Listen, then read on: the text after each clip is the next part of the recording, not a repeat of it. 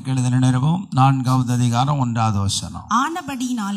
ஆனபடியினாலே அவருடைய இளைப்பாறுதலில் பிரவேசிப்பதற்கு ஏதுவான நல்லா கவனிக்கணும். ஆனபடினாலே அவருடைய இளைப்பாறுதலில் பிரவேசிக்கிறதுக்கு ஏதுவான வாக்குத்தத்தம் நமக்கு உண்டாயிருக்க உங்களில் ஒருவனும் அதை அடையாமல் பின்வாங்கி போனவனாக காணப்படாதபடிக்கு பயந்திருக்க கடவோம். ஜெபமோமா, கண்களை மூடுவோம். நமக்கு நல்ல வாக்குத்தத்தங்கள் உண்டாயிருக்கிறது. அதை அடையாமற் போய்விடக்கூடாது. அதை அடைய வேண்டும் என்று கர்த்தர் விரும்புகிறார். நல்ல பிதாவே, இந்த நல்ல கால வேளைக்காக ஸ்தோத்திரம். இந்த கல்வாரி திருச்சபையை இயேசுவின் நாமத்தினாலே ஆசீர்வதிக்கிறோம். போதகரையும் மனைவி பிள்ளைகளையும் ஆசீர்வதிக்கிறோம். விசுவாச குடும்பத்தாரை இந்த கால வேளையில் ஆசீர்வதிக்கிறோம். தேவன் அவர்களுக்கு ஒரு நல்ல வசனங்களை காட்டியிருக்கிறீர். இந்த காலவேளையிலே இந்த வார்த்தைகளை இந்த சபைக்கு நீ போதிக்க வேண்டும் என்று நீர் சொன்னதினாலே இந்த வசனத்தின் அடிப்படையாக சில வார்த்தைகளை உம்முடைய ஜனத்துக்கு போதித்து உம்முடைய ஜனங்களை கர்த்தரோடு கூட இசைந்து கட்ட கர்த்தர் இந்த காலவேளையிலே கிருபை செய்யும். உம்முடைய வார்த்தையின் வாயிலில் உம்முடைய கரத்தின் நிலையினால் மறையும். இயேசுவின் நாமத்தில் பிதாவே, ஆமென். அல்லேலூயா, ஆமென்.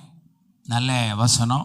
ஆண்டவர் சொல்றார், ஆனபடினாலே அவருடைய இளைப்பாறுதலில் பிரவேசிப்பதற்கு ஏதுவான வாக்குத்தத்தம் நமக்கு உண்டாயிருக்கிறது. தேவனுடைய இளைப்பாறுதலுக்குள்ளே நாம் வாழும்படியான ஒரு வாக்குத்தத்தம் நமக்கு உண்டாயிருக்கிறது. அதை ஒருவனும் அடையாமற் போய்விடாதபடி, அதற்கு அவன் அடையாமல் போவதற்கு காரணம் அவன் பின்வாங்கி போனவனாக காணப்படாதபடிக்கு என்ன செய்ய கடவோம்? பயந்திருக்க கடவோம். அப்போ வாக்குத்தத்தத்தை நாம் சுதந்திரிக்க வேண்டும். அந்த வாக்குத்தத்தம் எப்படிப்பட்டது? கிறிஸ்துவிடத்திலிருந்து வருகிற வாக்குத்தத்தம். அல்லேலூயா. அவருடைய இளைப்பாறுதலின் வாக்குத்தத்தம். ஒவ்வொரு நாளும் ஒவ்வொரு ஆத்மாவுக்கும் முக்கிய தேவையானது இளைப்பாறுதல் தான். ஆமென். இந்த இளைப்பாறுதலை நாம் இழந்து விட்டால் நம்முடைய ஆத்மா கலங்க ஆரம்பித்து விடும். இளைப்பாறுதலை எப்போ நம்ம தள்ளி பார்க்குறோமோ அப்பொழுது நம்முடைய மனம் அங்கலாய்க்க ஆரம்பித்து விடும். ஆமென். ஆத்மாவிலேயும் சரி, ஆவியிலையும் சரி, சரீரத்திலையும் சரி, ஒரு நல்ல இளைப்பாறுதல் கண்டிப்பாக எல்லாருக்குமே தேவைப்படுகிற ஒன்று. நான் இளைப்பாறுதலே தேவையில்லைன்னு ஒருவர் கூட என்ன செய்ய முடியாது, சொல்கிறதற்கு வாய்ப்பு கிடையாது. இளைப்பாறுதல் என்பது இன்னும் சில நேரத்தில் சொல்லுவாங்க, அது சாவும் போது தான் இளைப்பாறுதல் வரும். அல்லேலூயா. சாகிற காலத்தில் வருகிற இளைப்பாறுதல் வேற, அனுதின வாழ்க்கையினுடைய இளைப்பாறுதல். அதனால தான் சொல்லப்பட்டிருக்கிறது, இளைப்பாறுதலின் வாக்குத்தத்தம் தேவனுக்குள் நமக்கு உண்டாயிருக்கிறது. நாம் மரித்த பிறகு கிடைக்கிற இளைப்பாறுதல் வேற. அந்த இளைப்பாறுதலை இந்த வேதம் வேறு விதமாய் போதிக்கிறது. ஆனால் வாழுகிற நாட்களிலே அவர்களுக்கு ஒரு இளைப்பாறுதல் தேவைப்படுகிறது. அன்னிதினமும் இளைப்பாறுதல் இல்லைன்னா நான் ஜீவிக்கவே முடியாது. என்னுடைய ரிசல்ட் அதுதான். நீங்கள் எப்படி இளைப்பாறுதல் இல்லாமல் ஜீவிக்கிறதுக்கு எத்தனை பேர் ரெடியாக இருக்கிறீங்க? இளைப்பாறுதல் ரொம்ப அவசியம். இந்த இளைப்பாறுதல் தேவனுக்குள்ள நமக்கு வாக்குத்தத்தமாக கொடுக்கப்பட்டிருக்கிறது. இந்த இளைப்பாறுதல் எந்த விதத்தில் நாம் அதை சுதந்திரித்து கொள்ளும்படி தேவன் நமக்கு அமைத்து தந்திருக்கிற வாழ்க்கையை நாம் அறிந்து கொள்ள வேண்டும். ஆமென். இளைப்பாறுதலை சுதந்திரிக்கிறதற்கு கர்த்தர் நம்மளை சூழ சில வாய்ப்புகளை ஏற்படுத்தி தருவார். அந்த வாய்ப்புகள் ஊடாகத்தான் அந்த இளைப்பாறுதல் அந்த வாக்குத்தத்தத்தின் அடிப்படையாய் நமக்கு கடந்து வர ஆரம்பிக்கிறது. வாய்ப்புகள் கர்த்தர் உருவாக்கி தராமல் இளைப்பாறுதல் கிடைக்கிறதுக்கு நாமளா ஒரு வாய்ப்பை உருவாக்கி கொள்வோமானால் அது பாவம் ஆகிவிடும். நாமளா ஒரு வாய்ப்பை உருவாக்கி நான் இதில் இளைப்பாறுதலை சுதந்திரிப்பேன் என்று சொன்னால் நாம் வழி தவறி விடுவோம். அதனால தான் அங்கே அழகாக எழுதப்பட்டிருக்கிறது, நீங்கள் பின்வாங்கி போகிறவர்களாய் காணப்படாதபடிக்கு. ஆமென். அப்போ தேவனுடைய கரத்திலிருந்து வாக்குத்தத்தத்தின்படி வருகிற இளைப்பாறுதல் அவரே உருவாக்கி தருகிறது. இல்லை நானே என்னுடைய இளைப்பாறுதலை உருவாக்கி கொள்ளுகிறேன் என்று சொல்லி நீங்கள் பிரயாசப்பட்டால் அது பாவமாகிவிடும். அது உங்களை அழித்துவிடும், உங்களை அது நிர்மலமாக்கிவிடும். அது உங்களுடைய வாழ்க்கையை வெட்கப்படுத்திவிடும், கேவலப்படுத்திவிடும், உங்களை அசிங்கப்படுத்திவிடும். அது யாருடைய வாழ்க்கையில் நடந்தது? சிம்சோனுடைய வாழ்க்கையில நடந்தது. தேவன் அவனுக்குள்ளே இளைப்பாறுதலுக்கு வாய்ப்பை உருவாக்கி தந்த பொழுதும் கூட அவன் என்னுடைய இளைப்பாறுதலை நானே தேடிக்கொள்ளுகிறேன் என்று சொல்லி அவன் 2-3 தவறுகளை பண்ணிவிடுகிறான். திராட்சரசம் குடிக்கிறதுனால எனக்கு இளைப்பாறுதல் கிடைக்கும் என்று யோசித்தான். அதில் அவனுக்கு கிடைக்கல, அது அவனுக்கு பாவம் ஆயிற்று. 2வது, இன்னொரு பெண்ணுடைய மடியில படுத்து கிடந்தால் எனக்கு இளைப்பாறுதல் கிடைக்கும் என்று நினைத்தான். அது அவனை அவாந்தர வெளியில கொண்டு போய் விட்டது. அதனால எப்பவுமே தெரிஞ்சுங்க, தேவன் நமக்கு வாக்குத்தத்தத்தின் இளைப்பாறுதலை சுதந்தரிப்பதற்கு அவர் ஏற்படுத்தி தந்திருக்கிற வாய்ப்புகளை நீங்கள் விட்டுவிட கூடாது. இல்லை, எனக்கு வாய்ப்புகளை நானே உருவாக்கி கொள்ளுவேன் என்று சொல்லி நீங்கள் இளைப்பாறுதலை சம்பாதிக்க பிரயாசப்பட்டால், அது படித்தவனோ படிக்காதவனோ, உயர்ந்தவனோ தாழ்ந்தவனோ, விவரம் அறிந்தவனோ விவரம் அறியாதவனா இருந்தாலும் என்னுடைய இளைப்பாறுதலை நானே தேடிக்கொள்ளுகிறேன் என்று சொன்னால் அதில் அவன் வெற்றி பெறுவது சாத்தியமில்லாத ஒரு காரியம். உங்களுக்கு வாக்குத்தத்தத்தின் இளைப்பாறுதல் வேணுமா? நீங்களே இளைப்பாறுதலை சம்பாதிக்க பிரயாசப்படுறீங்களா? யாருக்கு வாக்குத்தத்தத்தின் இளைப்பாறுதல் வேண்டும்? வாக்குத்தத்தத்தின் இளைப்பாறுதல் வேணும்னா நீங்க அதே எபிரேயர் 3வது அதிகாரத்தில் வாசிக்கிறோம். எபிரேயர் 3வது அதிகாரம் அதை 8லிருந்து நீங்க 11 வரைக்கும் வாசித்து பார்த்தீங்கன்னா, வனாந்திரத்திலே கோபமூட்டின போதும் சோதனை நாளிலும் நடந்தது போல உங்கள் இருதயங்களை கடினப்படுத்தாதிருங்கள். அங்கே உங்கள் பிதாக்கள் என்னை சோதித்து என்னை பரீட்சை பார்த்து 40 வருஷ காலம் என் கிரியைகளை கண்டார்கள். ஆதலால் நான் அந்த சந்ததியை அரோசித்து அவர்கள் எப்பொழுதும் வழுவி போகிற இருதயமுள்ள ஜனம் என்றும் என்னுடைய வழிகளை அறியாதவர்கள் என்றும் சொல்லி என்னுடைய இளைப்பாறுதலில் அவர்கள் பிரவேசிப்பது இல்லை என்று என் தேவனுடைய கோபத்தில் என்னுடைய இளைப்பாறுதலில் அவர்கள் பிரவேசிப்பதில்லை என்று என்னுடைய கோபத்திலே ஆணையிட்டேன் என்றார். அல்லேலூயா. ஆண்டவர் இஸ்ரவேல் ஜனங்களுக்கு வாக்குத்தத்தத்தை கொடுக்கிறார். கானானுக்குள்ள போயிருவீங்க, நீங்க எல்லாம் சந்தோஷமா வாழுவீங்க, உங்களுக்கு அடிமைத்தனம் விலக போகிறது, இடுக்கமான வாழ்க்கை விலக போகிறது, ஒடுக்கமான ஜீவிதம் விலக போகிறது, புறஜாதிகளுடைய ஆளுகைக்குள்ள இருந்து நீங்க விடுதலை அடைந்து நான் உங்களுக்கு கொடுக்கிற கானானுக்கு கொண்டு போவேன் என்று சொல்லி ஆண்டவர் சித்தமிட்டார். அவர் வாக்கு பண்ணினார். அதற்கு எல்லா உதவிகளையும் செய்ய கர்த்தர் முன் வந்தார். 40 வருஷம் பிளான் ஆண்டவர்கிட்ட இருந்துச்சான்னா நமக்கு தெரியாது. 400 வருஷ பிளான் இருந்துச்சு, 40 வருஷ பிளான் தெரியாது. ஆபிரகாம்கிட்ட சொல்லும் போது 400 வருஷம் பிளான் போட்டிருந்தார். 400 வருஷம் கழிச்சு உன்னுடைய ஜனத்தை இந்த அடிமைத்தனத்தில் என்ன செய்வேன் வெளியே. ஆனா 40 வருஷத்தை பத்தி ஆண்டவர் சொல்லலையே. 40 வருஷம் நான் உங்களை வனாந்திரத்தில் நடத்துவேன். இது உடனே உருவான ப்ராஜெக்டா? இது உடனே ஆண்டவர் ஏற்படுத்தி கொண்டதுக்குதான 40 வருஷ காரியங்களா? அப்படி யோசித்து பார்த்தா அதுக்கு ஆண்டவரே விளக்கம் கொடுக்கிறார். இவர்கள் கானானுக்குள் அந்த இளைப்பாறுதலுக்குள் பிரவேசிப்பார்கள் என்று நான் வாக்குத்தத்தம் சொல்லி இருந்தும் அதே வாயினாலே நான் சொல்லுகிறேன், அவர்களுக்கு அந்த வாக்குத்தத்தத்தில் பிரவேசிப்பதில்லை என்று என்னுடைய கோபத்திலே ஆணையிட்டேன். வாக்குத்தத்தத்துக்குள் பிரவேசிப்பார்கள் என்று வாக்குத்தத்தம் சொன்னது கர்த்தர் தானே. இப்ப அந்த வாக்குத்தத்தத்துக்கு எதிரான ஒரு ஆணையை கொடுக்கிறதும் கர்த்தர் தான். அதுக்கு காரணம் என்ன? தேவனோடு இஸ்ரவேல் ஜனங்களுக்கு ஒரு சரியான உறவுகளை அவர்கள் பாதுகாக்கவில்லை. தேவனோடு கூட இருக்கிற அந்த உறவுகளை இஸ்ரவேல் ஜனங்கள் அனுபவித்ததை ருசித்தார்கள், சாப்பிட்டாங்க, எல்லாமே இருந்தாலும் அவர்களை ஆலோசித்த பொழுதும் இவர்கள் அவருக்கு கீழ்ப்படுகிறதுக்கு என்ன இல்லை, மனம் இல்லை. அதனாலதான் அந்த வசனத்தில் அழகா எழுதுகிறார். என்ன எழுதுகிறார்? ஆதலால் அந்த சந்ததியை நான் ஆலோசித்தேன், அவர்கள் எப்பொழுதும் வழிகி போகிற இருதயம் உள்ள ஜனங்கள் என்றும் என்னுடைய வழிகளை அறியாதவர்கள் என்று சொல்லி. எவ்வளவுதான் கர்த்தர் அவர்களை ஆலோசித்து அங்கீகரித்தாலும் இவர்கள் அவருடைய சந்ததியாய் இருக்க விரும்பவே இல்லை. அவருடைய வார்த்தைகளுக்கு கீழ்ப்படுகிற மனது அவர்களுக்கு இல்லை.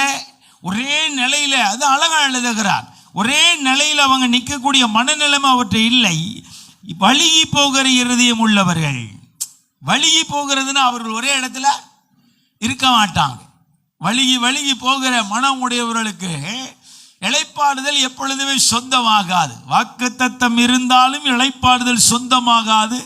காரணம், அவர்கள் வழுகி போகிற இருதயம் உடையவர்கள். அதனாலதான் ஆண்டவர் சொல்றார், நான் உங்களை ஆலோசிக்கிறேன், நான் உங்களை எல்லா விதத்திலும் நடத்துகிறேன், ஆனால் நீங்கள் வழுகி போகிற இருதயம் உடையவர்களாக இருக்கிறீர்கள், என்னுடைய காரியங்களை அறியாதவர்களாக இருக்கிறீர்கள். அதனால உங்களுக்கு ஒரே ஒரு வார்த்தையை சொல்லுகிறேன், தேவனோடு கூட இருக்கிற உறவை நீங்கள் சரியாய் வைத்திருப்பீர்களானால் வாக்குத்தத்தத்தின் இளைப்பாறுதல் உங்களை விட்டு சாகர வரைக்கும் வெளியே போவாது.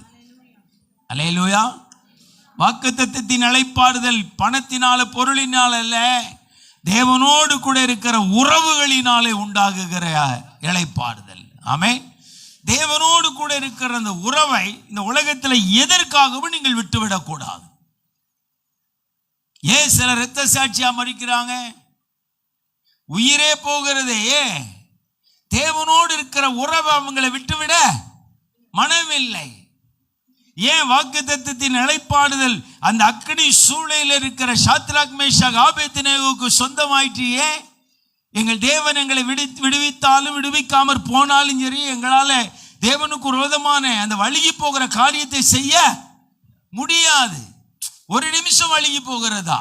அந்த செல்ல முன்னாடி படுத்து எழும்பிட்டா போதும், தெண்டனிட்டு பணிஞ்சிட்டா போதும். இருதயங்கள் பணியாட்டாலும் உங்களுடைய சரீரங்கள் பணிந்து விட்டால் போதும். ஒரு நிமிஷம் தான் வழுகி போகலாம், அடுத்த நிமிஷம் எழும்பி நின்று இயேசுவேன்னு சொல்லலாம், தேவனேன்னு சொல்லலாம். ஆனால் அந்த ஒரு நிமிஷம் நீங்கள் அந்த எக்கால சுத்தம் வரும் பொழுது நீங்கள் தெண்டனிட்டு பணிகிறது தான் வழுகி போகிற நேரம். எத்தனை பேர் வழுகி போகிறோம்? ஒரு நாளைக்கு ஒரு மணி நேரத்துக்கு 60 நிமிடம் என்று சொன்னால் 59 நிமிடம் நிற்கலாம். அந்த ஒரு நிமிடம் நீங்க வழுகி போகிறது தான் அந்த ஒரு மணி நேர ஆசீர்வாதத்தை நீங்க வேண்டான்னு தள்ளி வைக்கிறீங்க. நான் 59 நிமிஷம் அந்த பஸ் ஸ்டாண்ட்ல தான் நின்னேன், நீங்க வரவே இல்லையே. எத்தனை நிமிஷம்?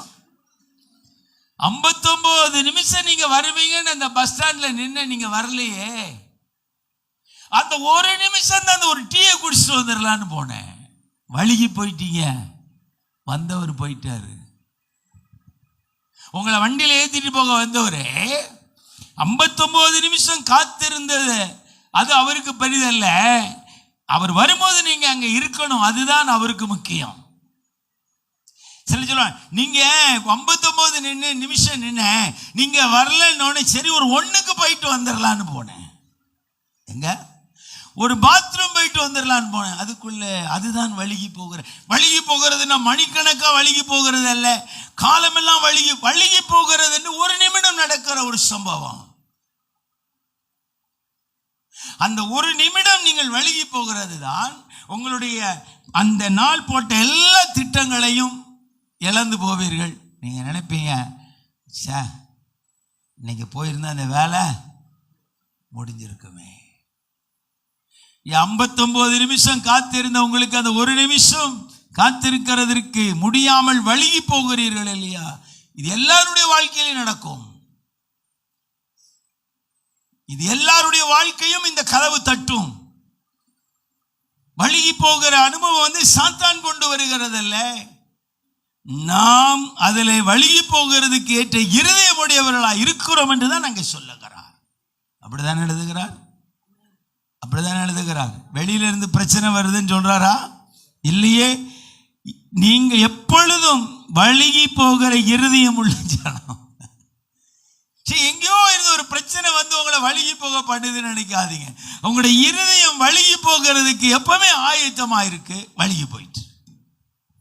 நீங்க தேவனோடு கூட இருக்கிற அந்த உறவை ஒரு நிமிஷம் கூட விட்டுறாதீங்க.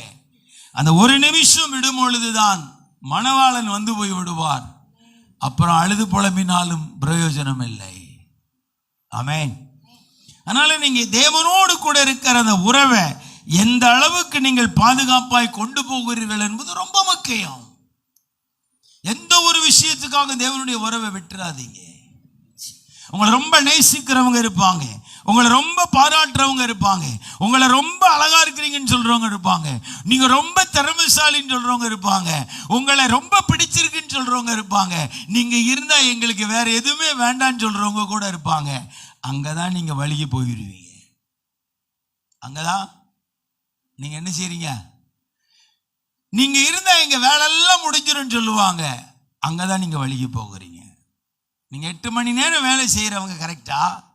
உங்களை வாழ்த்தி பேசி நீங்க கூட 1 மணி நேரம் இருந்தா எங்களுக்கு எவ்வளவு பிரயோஜனம். ஆனா ஊனான்னு கதை விட்ட உடனே 8 மணி நேரம் வேலை எத்தனை மணி நேரம் வேலையா மாறுது? 9 மணி நேரம் வேலையா மாறிடும். உங்களை அறியாமலே நீங்கள் கொள்ளையாடப்படுவீர்கள். வெளிநாட்டில் அப்படி இல்லையே. 8 மணி நேரம் வேலைன்னா நீ என்ன வாழ்த்தி பேசினாலும் 8 மணிக்கு அவன் ஃபைலை க்ளோஸ் பண்ணிட்டு எழுப்பி போயிட்டே இருப்பான்.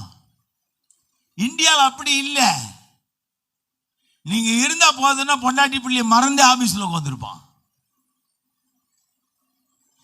மீன்ஸ் அவன் திறமைசாலி தான், அனுபவம் உள்ளவன் தான். ஆனா வழிய போகிற இருதயம் உள்ளவன், அவனுக்கு இளைப்பாறுதல் கிடைக்காது. எப்பவுமே தேவனோடு கூட இருக்கிற அந்த உறவுல நமக்கு கிடைக்கிற இளைப்பாறுதலை இழந்து போய் விடக்கூடாது. திரும்ப ஆண்டவர் சொல்றார், வழிய போகிற இருதயம் ஆடையும் மாத்திரல, நீங்கள் என்ன செய்யவில்லை, அறியாமல் இருக்கிறீர்கள். என் வழியை நீங்கள் என்ன செய்யவில்லை, அறிகிறது இல்லை. உங்க பிரச்சனையே உங்களுக்கு பெருசா இருக்கு. உங்க பிரச்சனை உங்களுக்கு பெருசா இருக்கு. ஒன்றும் இல்லைன்னு சொல்ல மாட்டேன். எல்லாருக்குமே பிரச்சனை இருக்கு. ஆண்டவர்கிட்ட சொன்னேன், நேற்று சாயங்காலம் வீட்டில் கொஞ்சம் நேரம் நிறைய வேதத்தை வாசிக்கிட்டு இருக்கும்போது ஆண்டவர் சொன்னேன், நீர் எனக்கு எதிராக எழும்பாது இருந்தால் நான் நல்லா இருப்பேன் அப்படின்னு. ஒரு 10 பாயிண்ட் எழுதுறேன். நீர் எனக்கு விரோதி ஆகாம இருந்தா நான் ரொம்ப நல்லா இருப்பேன் அப்படின்னு. ஆமென், ஆமென். நீர் எனக்கு சத்ருவா மாறாது இருந்தா நான் ரொம்ப நல்லா இருப்பேன் ஆண்டவரேன்னு சொன்னேன். ஒரு மனிதன் சத்ருவா மாறினா எனக்கு பிரச்சனை கிடையாது, ஒருவன் எனக்கு விரோதியா மாறினா எனக்கு பிரச்சனை கிடையாது. தேவன் எனக்கு விரோதியாகவோ எனக்கு சத்ருவாகவோ எனக்கு எதிராக மாறினால் என்னுடைய இளைப்பாறுதல் எனக்கு கிடைக்காது.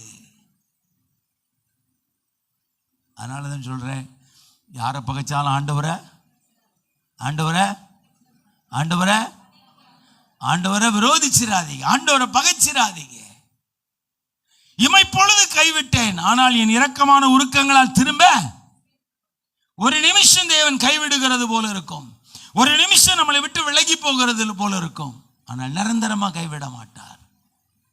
அப்படிப்பட்ட ஒரு தெய்வன் நமக்கு ஒரு நல்ல வாக்குத்தத்தத்தை கொடுத்து, என்னோடு நீ ஐக்கியமாயிரு, என்னோடு நீ அன்பாயிரு, உனக்கு இளைப்பாறுதல் வாக்குத்தத்தம் பண்ணப்பட்டிருக்குன்னு சொல்லும் போது அவருடைய பாதத்தில் விழுந்துடுறது நல்லது தானே. அதனாலதான் பொது ஜனங்களை கணக்கெடுக்கிற பாவம் செய்யும் போது கூட அவனுக்கு 3 தண்டனை கொடுக்கிற பொழுது சங்கீதக்காரன் வார்த்தை சொல்றான், நான் உங்க பாதத்தில் விழுந்துடுறதே நல்லது. அதனாலதான் தண்டனை நிறுத்தப்படுகிறது, பிரச்சனைகள் சீக்கிரம் மாறுகிறது, அவனுடைய இளைப்பாறுதல் அவனுக்கு திரும்புகிறது. அதனால எவ்வளவு பெரிய பிரச்சனைகள் போராட்டங்களுக்கு நடுவில் நீங்கள் வாழ்ந்தாலும் தேவனோடு கூட இருக்கிற உறவை தானியேல் விடாதது போல நாம விடாதிருக்கிறது நல்லது. கொஞ்ச காலம் ஒரு 10 வருஷம் வழிகி போன இருதயமுடையவன் தான் இந்த ஆபிரகாம். அதனாலதான் ஆகார கல்யாணம் பண்ணிக்கிறான். மனைவி தொந்தரவு பண்ணிக்கிட்டே இருக்கா, ஐயோ எனக்கு வயசு ஆயிடுச்சியா, பிள்ளை கிடைக்காதியா, நீ ஆண்டவரே நம்பிட்டு இருக்கிற, நீ இந்த ஆகார கல்யாணம் பண்ணி ஒரு பிள்ளையை பெற்று கூடியா, நான் அவளை வளர்க்குறேன், அது என் பிள்ளைய மாறட்டும். அக்ரிமெண்ட் போட்டாச்சு, வாடகை தாய் அக்ரிமெண்ட் அப்பவே போட்டாச்சு. ஏன்னா வாடகை தாய் இப்போ வந்துருச்சு இல்லைங்க, அது ஆகார் காலத்திலே வாடகை தாய். அந்த வாடகை தாய்க்கு தலைவியே சாராள் தான். இந்த பைபிள் இல்லாமல் எதுவுமே கிடையாது. வெளி உலகத்தில் எல்லாமே இந்த பைபிள்ல இருந்து வந்தது தான். ஆமென், ஆமென். ஏன் யாக்கோப்பு வேலைக்காரியெல்லாம் மனைவியை ஏற்றுக்கொள்றான்? என் பாட்டி அதுதானே செஞ்சா, என் மனைவி அதான் செய்யறா, அதனால எனக்கு ஒன்றும் பிரச்சனை இல்லையே. அந்த வாடகை தாய் மூலமா பிள்ளையை பெத்தெடுத்து கடைசியில் பிரச்சனை வந்துருச்சு. அதனால ஆண்டவரும் பல வருஷம் ஆபிரகாமோடு ஐக்கியமா இல்லையே. அவர் தன் திட்டத்தை நிறைவேற்ற வரும் பொழுதுதான் அவர் சொல்ல, இனி எனக்கு முன்பதாக உத்தமனாயிரு.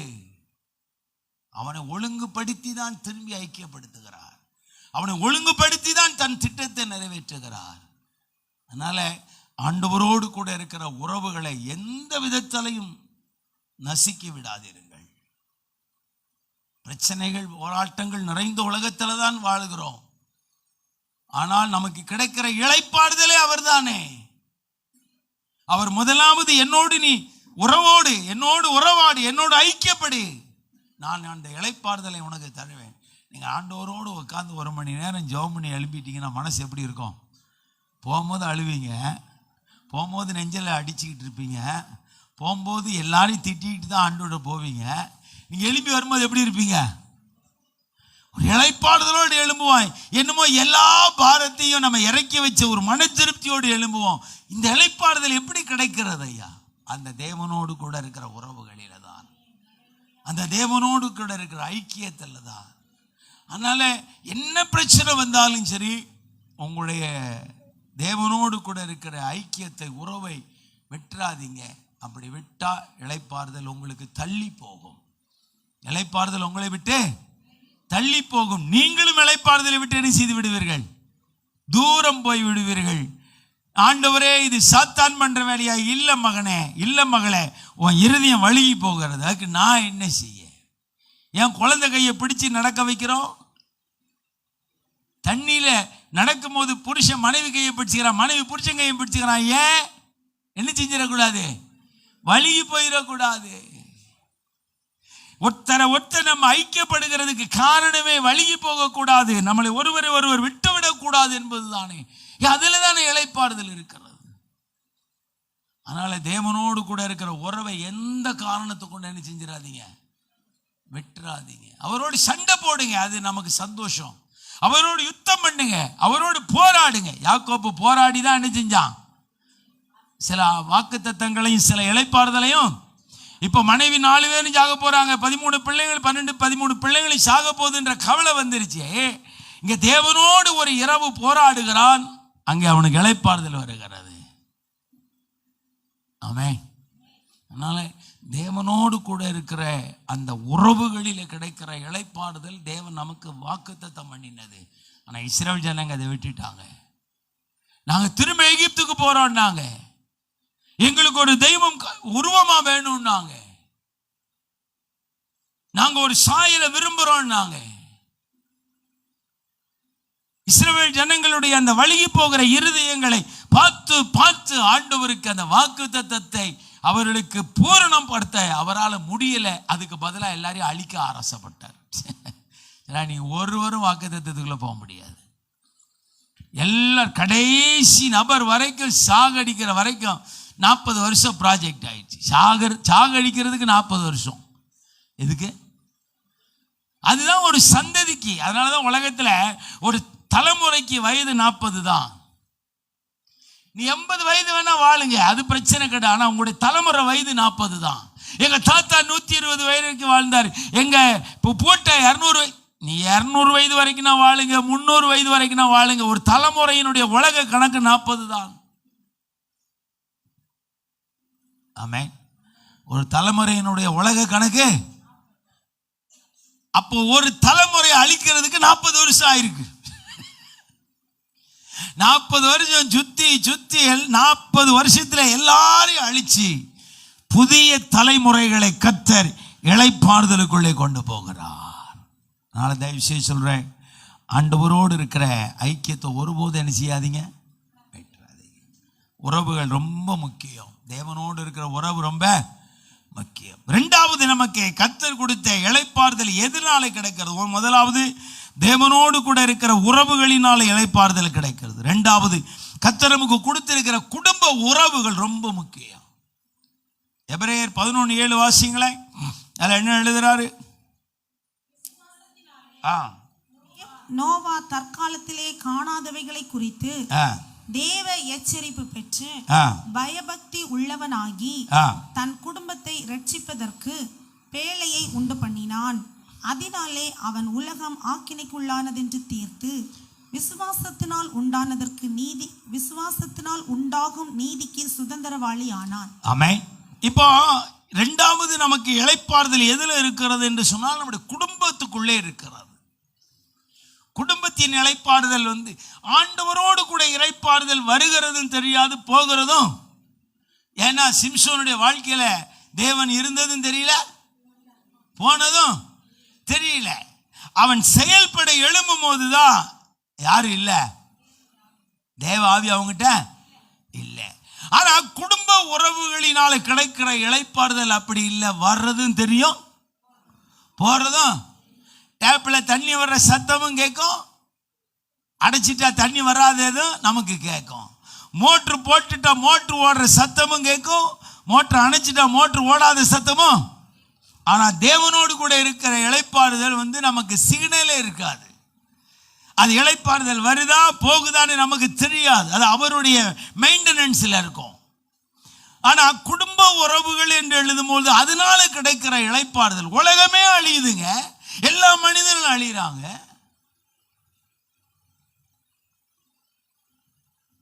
இந்த குடும்பம் மாத்திரம் பாதுகாக்கப்படுது.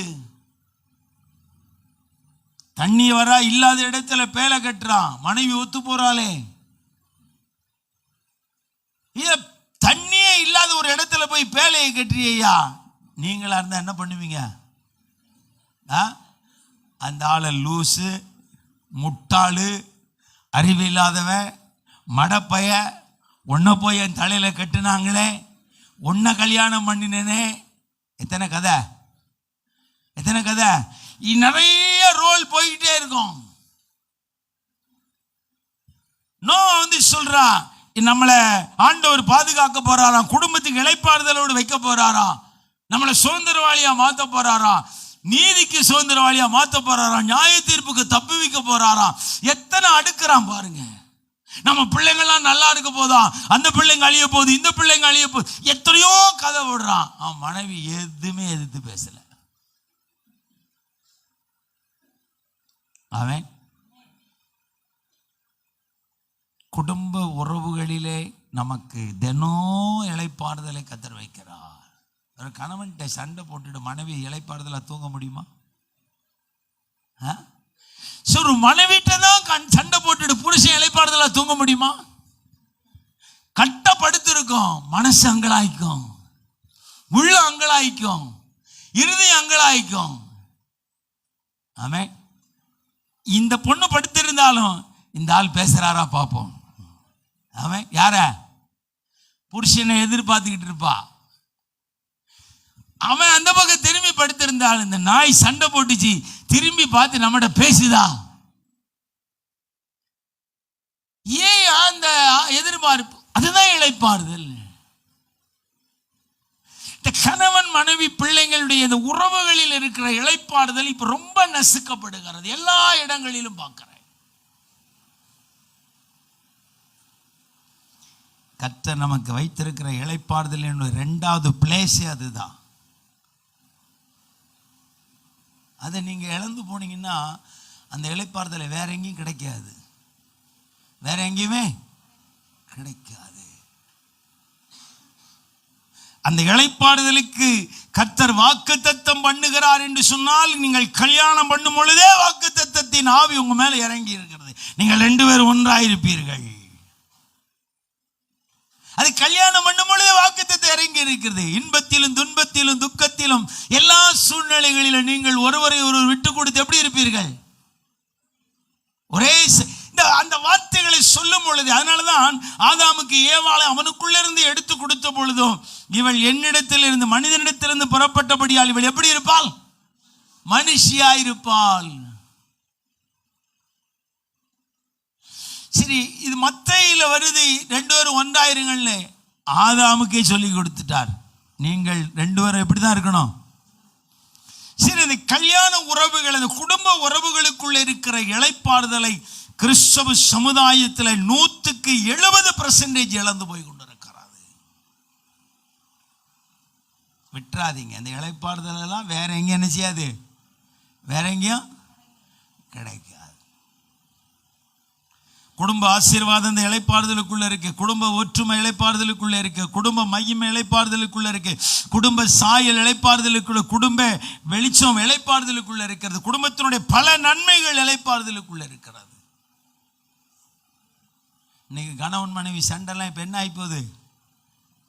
எப்படி நிறைய ஆகி போச்சு. உங்கள் இளைப்பாறுதலை நீங்கள் கெடுத்துறாதீங்க. இது கற்றுத்தரலன்னா நம்ம சொல்ல முடியாது. நீ கல்யாணம் பண்ணும் போதே வச்சிருந்தார், நீங்கள் 2 பேரும் ஒன்றாயிருங்கள், சந்தோஷமாயிருங்கள், மகிழ்ச்சி ஆயிருங்கள், களி கூறுதல் ஆயிருங்கள், உங்களுடைய சந்ததிகள் பெருகட்டும், நீங்கள் சுகித்திருங்கள், நீங்கள் வாழ்ந்திருங்கள், இப்படி எல்லா ஆசீர்வாதங்களையும் கொடுத்துருந்தாரே. நம்ம எதையோ ஒன்று சொல்கிறோம். இவா முந்தி மாதிரி இல்லை. யார் முந்தி மாதிரி இல்லை? 2 பேருமே அப்படிதான். நீங்க 20 கல்யாணம் பண்ணும் போது 25 வயசுல இருக்கிற மாதிரி நீங்கள் 30 வயசுல இருக்கிறது இல்லையே. 30 வயசுல இருக்கிற மாதிரி 40 வயசுல இருக்கிறது இல்லையே. ஏன் உலகத்துல சொல்றான் 40 வயசு வந்தா நாய் குணம் வருதுன்றான். நீங்க 25 வயசுல பார்த்த புருஷனையே நீங்க 40 வயசுல பார்க்காதீங்க. முடியாது, கிடைக்க மாட்டான். அவன் கடந்து போயிட்டான். இல்ல நான் 25 வயசுல என் மனைவி இப்படி அழகா இருந்தாங்க, 40 வயசுல அவட்ட அழகு இருக்காது, அது கடந்து போயிருக்கும்.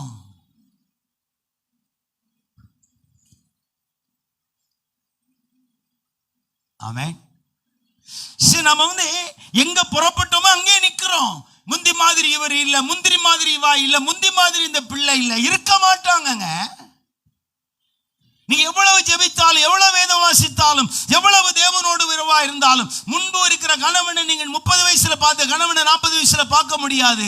அவன் குணம் மாறும், அவன் சிந்தை மாறும், அவன் உணர்வு மாறும். 40 வயசுல பார்த்த மனைவி 50 வயசுல பார்க்க முடியாது. அவர் சரீர அமைப்பு மாறும், உணர்வு மாறும், எண்ணம் மாறும், எல்லாமே மாறும். நான் நல்லதான் நிறைய பேருக்கு சொல்றேன், நீங்க மனைவிட்ட 30 வயசுல 25 வயசுல படிச்ச பாடத்தை நீங்க 30 வயசுல எக்ஸாம் எழுத முடியாது. 30 வயசுல திருப்பி படிக்கணும். 30 வயசுல மனைவிட்ட படிச்ச பாடத்தை வச்சு எக்ஸாம் எழுத முடியாது. 40 வயசுல திரும்ப மனைவியை படிக்கணும். 40 வயசுல உங்க மனைவிட்ட படிச்ச பாடத்தை வச்சு 50 வயசுல எக்ஸாம் எழுத முடியாது. 50 வயசுல உங்க மனைவியை நீங்க வேற மாதிரி படிக்கணும். இதேதான் கணவனுடைய நிலைமை அதுதானே. ஏன் நம்மளால புரிஞ்சிக்க முடியல? மிந்தி எள்ளுனா எண்ணெயா நிப்பா, இப்ப எண்ணெயை கொடுத்தாலும் அவ எள்ளாக்கிடுவா. அவ நிலைமை அப்படித்தான் இருக்கு. இல்ல மிந்தி எள்ள கொடுத்த எண்ணெய் ஆக்கிட்டாங்க, அவ்வளவு ஆக்டிவா இருப்பா. இப்ப அவளுடைய உடல் சூழ்நிலை வேற, அவளுடைய மனநிலைமை வேற. அவளை போய் மறுபடியும் நீங்க என்னையா மாத்துவனவா எங்கன்னு கேட்டா அவ அங்க இருக்க மாட்டா. ஆனா நாம எல்லாமே அப்படி இல்லையே. முன்பு மாதிரி அவர் இல்ல, முன்பு மாதிரி வா இல்ல, முன்பு மாதிரி பிள்ளைங்க இல்ல, முன்பு உள்ளதே கிடைக்காதுங்க. குடும்பத்துக்குள்ள ஒவ்வொரு நாளும் நீங்க கணவனை படிக்கணும், ஒவ்வொரு நாளும் மனைவியை படிக்கணும், ஒவ்வொரு நாளும் பிள்ளைகளை படிக்கணும். நீங்க படிச்சு எக்ஸாம் எழுதிக்கிட்டே வரணுமே. ஏன்னா அதுக்குள்ளதான் என்ன இருக்கு? இளைப்பாறுதல் இருக்கிறது. இந்த கணவன் வேண்டான்னு சொல்லிட முடியுமா? இல்ல இந்த மனைவியை வேண்டான்னு சொல்லிட முடியுமா? இல்ல இந்த பிள்ளைகளே எனக்கு வேண்டான்னு சொல்லிட முடியுமா? முடியாதே. குடும்ப வாழ்க்கைக்குள்ள இருக்கிற இளைப்பாறுதலை கிறிஸ்தவ சமுதாயம் நிறைய இழந்து போய் கொண்டு இருக்கிறது. குடும்பத்துக்குள்ள இளைப்பாறுதல் இருக்குதுங்க. இதெல்லாம் வெளியில எங்க போனாலும், நீங்க மனைவியே வேண்டான்னு சொல்லி அமெரிக்காவில் போனாலும் கிடைக்குமா? ஆமென். என் மனைவியே வேண்டான்னு சொல்லி நான் பிறந்த இடத்துல என் கிராமத்தில் எங்க அம்மா மடியில போய் படுத்துக்கிறேன் கிடைக்குமா? அந்த அம்மாவே முந்தி மாதிரி இல்லையே. அந்த பெத்த தாயே முந்தி மாதிரி. ஏன் அவளையும் படிக்க வேண்டிய அவசியம் இருக்குது. எத்தனை பேர் குடும்பத்தை படிக்கிறீங்க? புருஷனை படிக்கிறீங்களா வெறுக்கிறீங்களா? மனைவியை படிக்கிறீங்களா வெறுக்கிறீங்களா? படிக்கிறது இல்லை. இப்ப நிறைய பேருக்கு என்னதான் இருக்கு? வெறுப்பு. இவளை போய் கல்யாணம் பண்ணாமே அப்படி சொல்லாதீங்க. மனைவியை படிங்க, உட்கார்ந்து புருஷனை படிங்க. இவர் ஏன் 40 வயசுல இப்படி இருக்கிறார்? ஏன் 45 வயசுல இப்படி இருக்கிறார்? ஏன் 50 வயசுல இப்படி இருக்கிறார்? ஏன் 60 வயசுல இப்படி இருக்கிறார்? தெரியல அப்படின்னு விட்டுறாதீங்க. அதை படிக்க பழகுங்க. ஏன்னா இந்த குடும்ப வாக்குத்தத்தத்துக்குள்ளதான் நம்முடைய இளைப்பாறுதல் அடங்கி இருக்கிறது. இன்னைக்கு படிக்காத ஒருத்தரை படிச்சு அந்த வாக்குத்தத்தத்தை அனுபவிக்கிறதுக்கு, இளைப்பாறுதலை சுதந்திரிப்பதற்கு நிறைய பேர் என்ன இல்லை? பலன் இல்லை.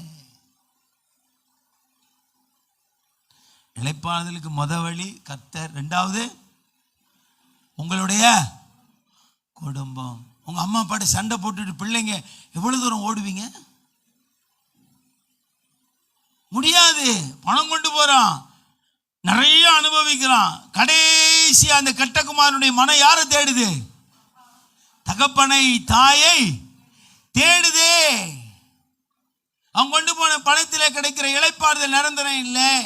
அவனுக்கு கிடைத்த ஆசீர்வாதத்தை அனுபவிச்சதுல நிரந்தர இளைப்பாறுதல் இல்லை. புரிஞ்சுக்கிறான், என்னுடைய இளைப்பாறுதல் என் குடும்பத்துக்குள்ளதான் இருக்கிறது, என்னுடைய இளைப்பாறுதல் என் தகப்பனிடத்தில் என் தாயினிடத்தில் இருக்கிறது. திரும்ப நான் எப்படி வருகிறேன்? மகனாய் வரவில்லை, நான் ஒரு வேலைக்காரனா கூட சேர்ந்துக்கிறேன். குடும்பத்துக்குள்ளே இருக்கிற இளைப்பாறுதலை நீங்க விட்டுறாதீங்க.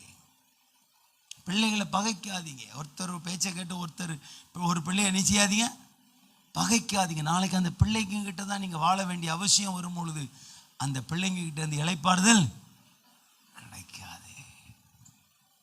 அதனால குடும்பம் என்பது ரொம்ப முக்கியமான ஒரு வாக்குத்தத்தத்தின் பெட்டகம்.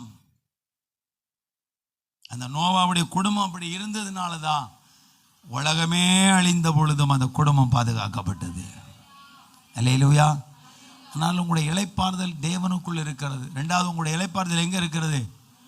குடும்பத்துக்குள்ள இருக்கிறது. விட்டுவீங்களா? விடுவீங்களா? விடுவீங்களா? விடாதீங்க. அல்லேலூயா.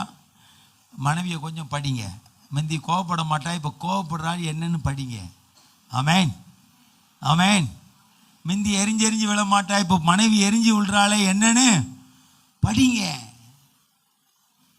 புருஷனை படிங்க. முந்தி நல்லா இருப்பாரு, 4 முறை பாத்திரம் விலைக்கு தருவாரு, 4 முறை வீடு பெருக்குவாரு, ஏங்கன்னா தூக்கிடுவாரு. இப்ப தூக்க மாட்டேங்கிறாரு, பெருக்க மாட்டேங்கிறாரு, ஒரு உதவி செய்ய மாட்டேங்க. அவரை உட்காந்து படிங்க. அவர்கிட்ட என்ன பிரச்சனைன்றதை படிங்க. அவர் ஏன் திடீர்னு மாறினாரு? திடீர்னு அவர்கிட்ட ஒரு பலவீனம் இருக்கிறது, ஏன்? உட்காந்து கவனிங்க. அந்த இளைப்பாறுதல் உங்களை விட்டு போவாது. அந்த இளைப்பாறுதல் உங்களை விட்டு நம்ம உடனே அந்த ஆளை ஒரு சீல் குத்திடுவோம். இனி இந்த ஆள் நமக்கு ஆகவே மாட்டான், இனி இவன் நமக்கு ஆகவே மாட்டான்னு சொல்லி ஓடிடுவீங்களா? திருப்பி அங்கதானே வரணும், வேற வழி இல்லையே. இதான் வேஸ்ட் பேப்பர் மாதிரி, ரஃப் நோட் மாதிரி கிழிச்சு கசக்கி போட்டுற உறவா இது? ரஃப் நோட்ல ஒரு பேப்பரை எழுதிட்டு கிழிச்சு கசக்கி போட்டா கவலையே வராது, ஏன்னா அது வேஸ்ட். இன்னைக்கு நிறைய பேருக்கு குடும்பம் என்ன ஆயிடுச்சு? ரஃப் நோட்டு மாதிரி என்ன செஞ்சிருந்தான்? கிழிச்சு போட்டு. நிறைய பெண்கள் ஆண்களை பார்த்துட்டேன், அதனால தான் சொல்றேன். பல PhD படிச்ச பெண்களை பார்த்துட்டேன், கணவனை விட்டுட்டு இளைப்பாறுதல் இல்லாம இருக்காங்க. நிறைய ஆண்களை பார்த்துருக்கிறேன், மனைவியை விட்டுட்டு இளைப்பாறுதல் இல்லாம இருக்கிறாங்க. பணம் இருக்கு, எல்லாம் இருக்கு. எங்க வீட்டு பக்கத்துல ஒரு நார்கோயில்காரர் ஒருத்தர் பழைய வியாபாரம் பண்ணுவார். பழைய இரும்பு பித்தளை இரும்பு பேப்பர்லாம் எடுப்பார். எப்பவும் தண்ணியில தான் இருப்பார், எப்பவும் தண்ணியில இருப்பார். ஆனா நிதானமா இருப்பார். இப்போ நான் ஒரு நாள் அவர்கிட்ட சுவிசேஷம் சொன்னேன், ஏன் இப்படி குடிச்சிட்டு எப்படியே வாழ்ந்துட்டு இருக்கிறீங்களே, இதில் என்ன? சார், எனக்கு ஒரு மனைவி இருந்தாங்க சார், செத்து போயிட்டாங்க சார். அன்னையிலேருந்து என் வாழ்க்கையை நான் இல்லாமல் போயிடுச்சு சார். அன்னைக்கு தான் நான் குடிக்க ஆரம்பித்தேன். என் மனைவி, எனக்கு குழந்தை இல்லை, என் மனைவி எனக்கு இருக்கிற வரைக்கும் எனக்கு பிரச்சனையே கிடையாது, நான் குடிக்கலையே. அப்போ என் மனைவி என்னை விட்டுட்டு போயிட்டா, செத்துட்டு போயிட்டா. நான் இப்ப யாருக்கு சம்பாதிக்கணும்? அவர் கேட்கிற திரும்ப, நான் யாருக்கு சார் சம்பாதிக்கணும்? நான் யாருக்கு சேர்த்து வைக்கணும்? அதனால பகல் முழுது சம்பாதிக்கிறேன், நைட்டு நல்லா குடிக்கிறேன். எனக்கு அவன் ஞாபகம் வரும் பொழுதெல்லாம் நான் ஒரு ½ பாட்டில் வாங்கி அடிச்சிருந்தேன். அப்போ அந்த மனுஷனுடைய இளைப்பாறுதல் எங்க இருக்கு? எங்க இருக்கு? செத்து போன மனைவி கிட்ட இருக்கு. அவன் செத்து போனதுனால அந்த இளைப்பாறுதல் அவன் இழந்து போய் அவன் மதுபானத்தின் இளைப்பாறுதலை தேட ஆரம்பித்து விடுகிறான். தயவுசெய்து சொல்றேன், கர்த்தரோடு இருக்கிற உறவை, குடும்பத்தோடு இருக்கிற உறவை அதற்குள்ளே கர்த்தர் வாக்குத்தத்தம் பண்ணப்பட்ட இளைப்பாறுதல் இருக்கிறது. ஆமென். இன்னைக்கு அப்படி இல்லை. அந்த ஆள் சரியில்லையா, விட்டுட்டு வந்துருமா, நம்ம பார்த்துக்கலாம். ஆமென். எந்த ஆளு புருஷன் சரியில்லைன்னா மகளை பார்த்து தாய் சொல்றா, தகப்பன் விட்டுட்டு வந்துரு, நம்ம பார்த்துக்கலாம். என்னத்தை பார்த்துக்கலாம்? ஒன்றும் பார்க்க முடியாது, ஒன்றும் பார்க்க முடியாதுங்க. ஆம்பளைங்க நிறைய பேர் கிடைப்பாங்க, பொம்பளைங்க நிறைய பேர் கிடைப்பாங்க. கணவன் ஒருத்தன் தான், மனைவி ஒருத்தி தான். பொம்பளை நிறைய இருக்கு உலகத்துல. நேசிக்கிறேன்பா, கை போட்டுக்கிறேன்பா, கால் போட்டுக்கிறேன்பா, உன் கூடவே பத்துக்கிறேன்பா, ஆனா அவன் மனைவி ஆக முடியாது. அதனாலதான் இயேசு சொல்றாரு, 5 பேர் இருந்தா 5 பேர் உனக்கு, இப்ப இருக்கிறவனு உனக்கு. ஏன்? ஆம்பளைன்னா புருஷன் தானே. ஆம்பளை புருஷன் அல்ல, மனைவிக்கு சொந்தக்காரன் தான் புருஷன். பெண்கள் எல்லாம் மனைவி அல்ல, புருஷனோடு கணவனோடு இணைக்கப்பட்டவள் தான் மனைவி. இன்னைக்கு கணவன் மனைவி உறவு உலக சந்தையில் எப்படி போச்சு? மலிஞ்சி போச்சு. தயவுசெய்து சொல்றேன், கணவன் மனைவி உறவுகளை வீட்டுகளுக்குள்ளே கொச்சப்படுத்தி பேசி விடாதீர்கள். ஆமென், ஆமென். நீ எவ்வளவுதான் மோசமான ஒரு கேரக்டர் உள்ளவனா இருந்தாலும், மனைவி பிள்ளையோடு இளைப்பாறுதலா இருக்கிற பொழுது போகும்போது எதையாவது ஒன்று வீட்டுக்கு வாங்கிட்டு போகணும்னு ஆசை வருமே. அதே மனைவி பிள்ளைகளோட இளைப்பாறுதல் இல்லைன்னா துட்டு இருந்தாலும் எதையும் வாங்கிட்டு போகிற மனசு வராது. ஏன்? இளைப்பாறுதல் இல்லை. அவ உள்ள போன உடனே கேட்பா, நான் உங்களை அதை வாங்கிட்டு வர சொன்னேன்.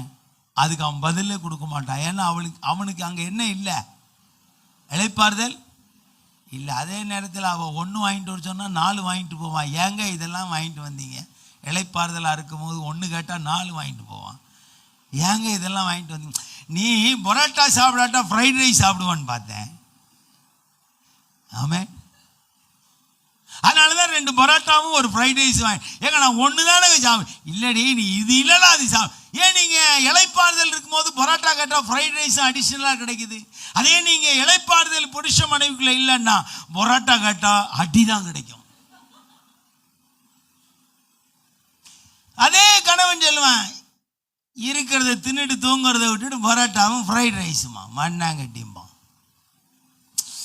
சரி, ஏன் இந்த வார்த்தை அவனுடைய வாயிலிருந்து வருது? அவனுக்கு தேவையான இளைப்பாறுதல் அங்கே இல்லை. அந்த மனைவி அந்த புருஷனை தனக்கு ஆதரவா நினைக்க முடியல. ஏன்? அங்க என்ன இல்லை அவளுக்கு? இளைப்பாறுதல் குடும்பத்துக்குள்ளே சுரந்து வந்து கொண்டிருக்கும். நாவல தண்ணி சுரந்து வருதா இல்லையா? அதே போல சாகர வரைக்கும் கணவன் மனைவி உறவுல ஒரு சந்தோஷம் சுரந்து வரும், ஒரு சமாதானம் சுரந்து வரும், ஒரு நீரூட்டு சுரந்து வந்துகிட்டே இருக்கும். எப்ப நாவு சாவுதோ அன்னைக்கு தான் அந்த நாக்கில் தண்ணி சுரக்கிறது என்ன செய்யும்? நிற்கும். அதே போல கணவன் மனைவி உறவுல நீங்க ஜாக்கிரதையா இருந்தீங்கன்னா அங்க வருகிற இளைப்பாறுதல், அங்க வருகிற சந்தோஷம், அங்க வருகிற சமாதானம் அப்படியே நாக்கில் தண்ணி ஊறுற மாதிரி அவைகள் சுரந்து வந்து கொண்டிருக்கும்.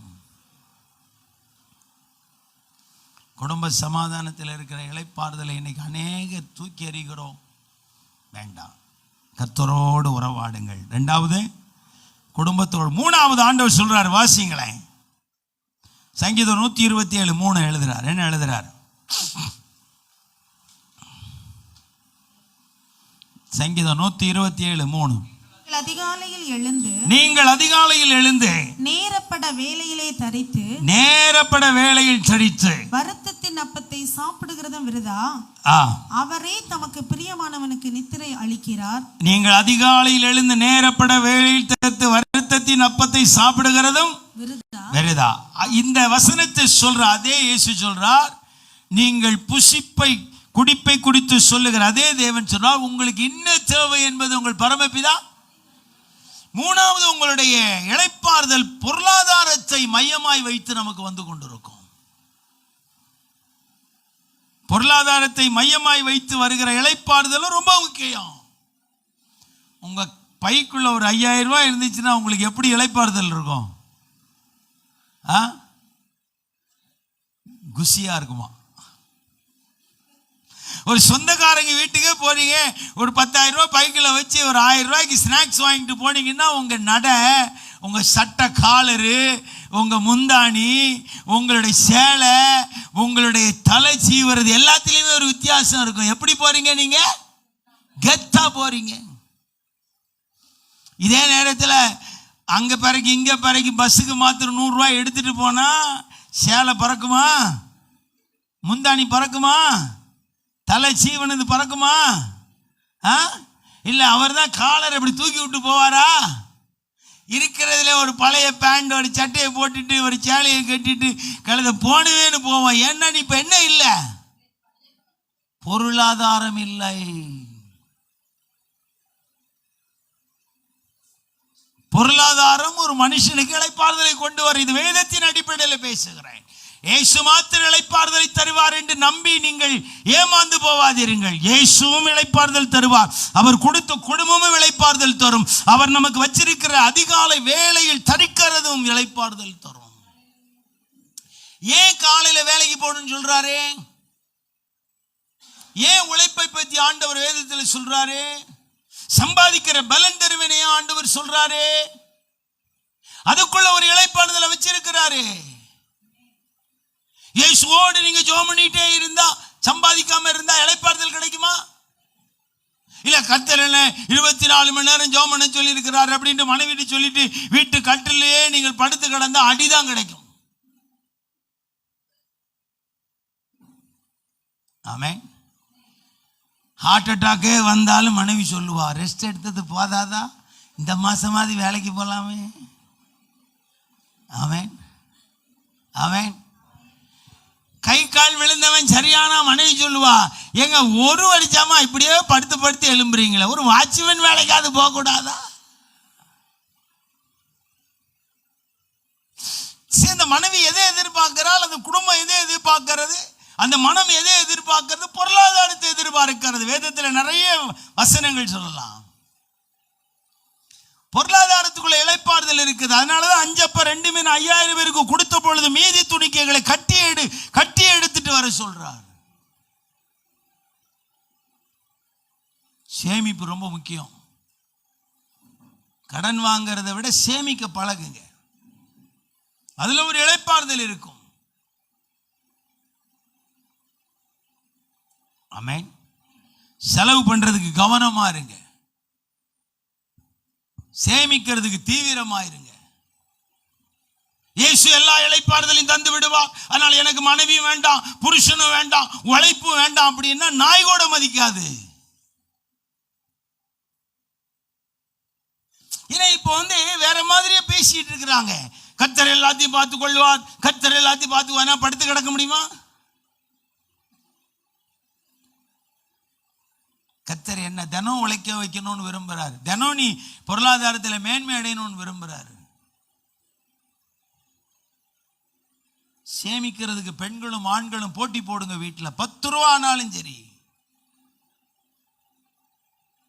புருஷனுக்கு தெரியாம மனைவி சேமிங்க, மனைவிக்கு தெரியாம 2 பேருக்கு தேவைப்படும் போது ஒருத்தருக்கு ஒருத்தர் பகிர்ந்து கொடுத்து பாருங்க. அங்கே ஒரு இளைப்பாறுதல் வரும். ஏன்? கையில் என்ன இருக்கு? ஒரு கல்யாண வீட்டுக்கு போகணும்னா மொய் எழுதுறதுக்கு பணம் இருந்தாலே ஒரு இளைப்பாறுதல் தானே.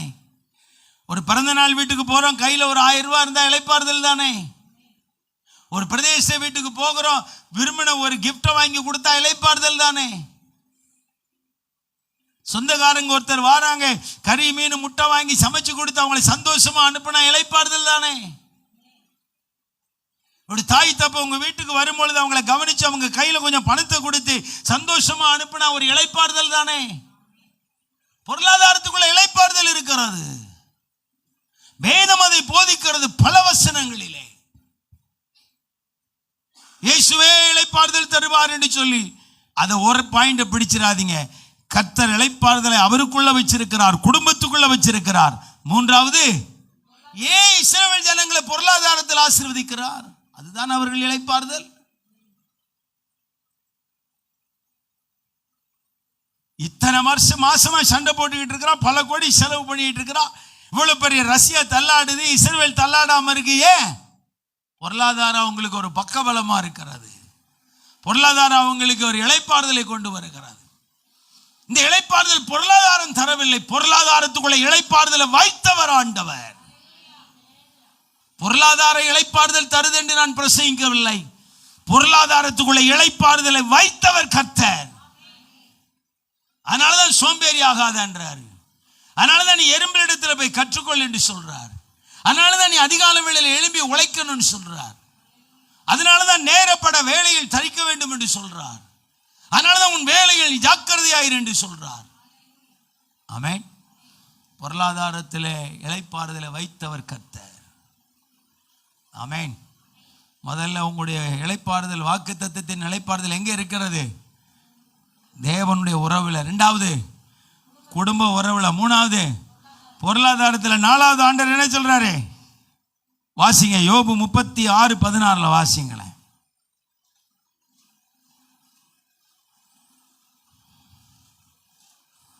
யோபு 36:16.